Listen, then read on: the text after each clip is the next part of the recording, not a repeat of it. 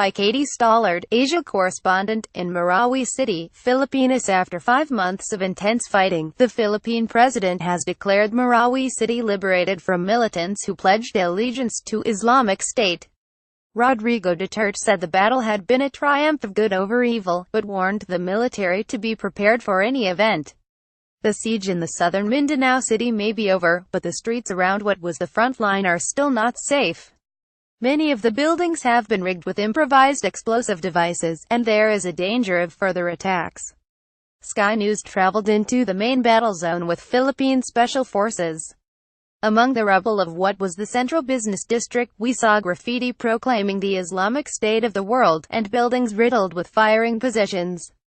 Sky views the beginning of his in Asia image. Marawi was destroyed by 5 months of fighting between state forces and his militants. One of the Marines from the Force Reconnaissance Unit, which was one of the first to arrive here, showed us what they faced as they fought their way into a compound the militants controlled. He pointed out the small holes that had been drilled through the walls, just big enough for the muzzle of the rifle to pass through, enabling the gunmen to fire from behind thick concrete. Inside the compound, he showed us how the militants used tunnels to move around between buildings. Secondary positions were established along the back wall to provide covering fire while others could escape. These positions also allowed the fighters to target government troops as they came through the doorway.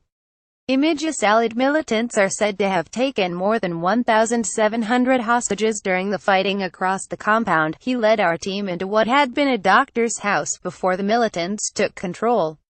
On the ground, among scattered belongings and packets of syringes, we saw a copy of the Quran and a pamphlet entitled Confessions of a British Spy. British enmity against Islam. The Marines said they had been attacked with Molotov cocktails as they moved inside. This close-quarters urban combat, at times fighting house to house, is a new tactic for rebel groups in the Philippines. Most of our forces are used to fighting in the jungle, Lieutenant Ron Villarosa, 4th Special Forces Battalion of the Armed Forces of the Philippines, explained. Image. In some areas, homes have been completely destroyed. This is a new urban tactic that the enemy is using. The fighting was complicated by the militants seizing large numbers of hostages to use as human shields. They are said to have forced the men to fight with them, and some of the women to marry their captors, to become their slaves. The siege started on the 23rd of May, when militants led by Islamic State's Emir for Southeast Asia, Isnilan Hapalan, and 2 leaders of the local Islamist Maut group moved in with hundreds of heavily armed fighters. All 3 men are believed to have been killed in the fighting, which resulted in 1,780 hostages being rescued. Image. The militants fighting government forces in Marawi pledged allegiance to Islamic State, but reclaiming this city has meant destroying large parts of it. The price of liberation here has been utter devastation. And senior officers here know only too well that it will take more than airstrikes and artillery to destroy the ideology behind this. We cannot kill the ideology, Lt. Villarosa acknowledged.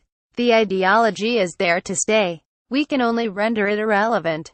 We can render it irrelevant if the people feel they are being taken care of by the government.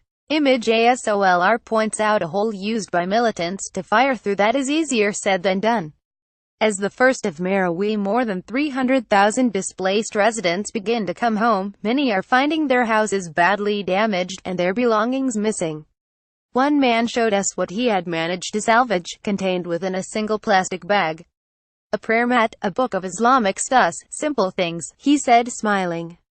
They took everything, even the iron, a small rice cooker, they got it all.